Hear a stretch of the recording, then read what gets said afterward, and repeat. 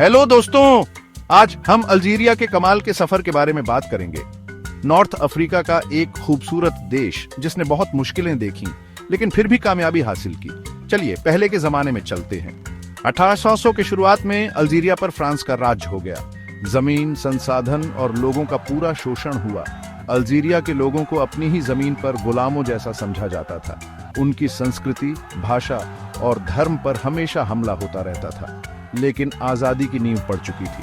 1833 में फ्रांस की सेना ने पूरे अल्जीरिया पर कब्जा कर लिया, लेकिन अल्जीरिया के योद्धा अब्द अल कादिर ने हिम्मत दिखाई और कई दशकों तक फ्रांस की सेना का डटकर मुकाबला किया। उनकी कोशिशों के बावजूद फ्रांसीसी सेना ने विद्रोह को कुचल दिया। अब 1954 की बात करते हैं। आजादी की लौ फिर से जल उठी। नेशनल लिबरेशन फ्रंट (FLN) ने फ्रांस के राज के खिलाफ लड़ाई शुरू कर दी। यह आसान नहीं था। फ्रांस ने बहुत ज्यादती की और लाखों बेगुनाह लोगों की जान चली गई।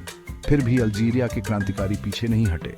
8 साल के खून खराबे के बाद आखिरकार 1968 में अल्जीरिया को आजादी मिली।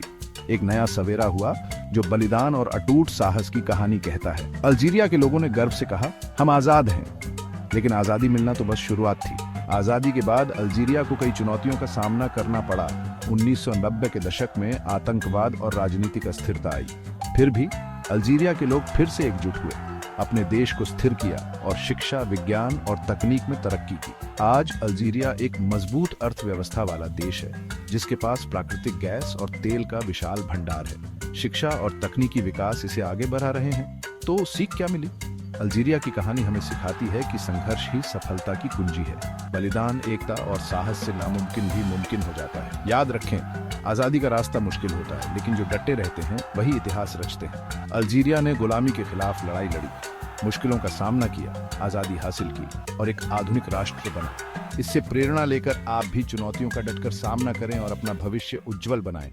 देखने के लिए धन्यवाद।